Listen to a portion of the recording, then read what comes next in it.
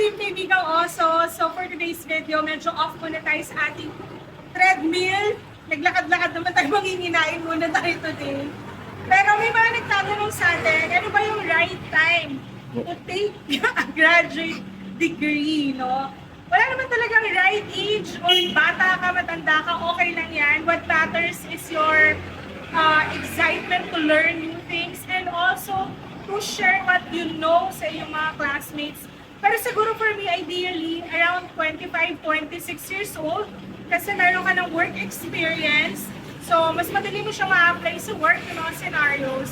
And kahit na matanda ka, no matter no age you are, okay lang yun. So, kain muna tayo dito sa fried chicken, Taiwan famous. Ayan. Woo!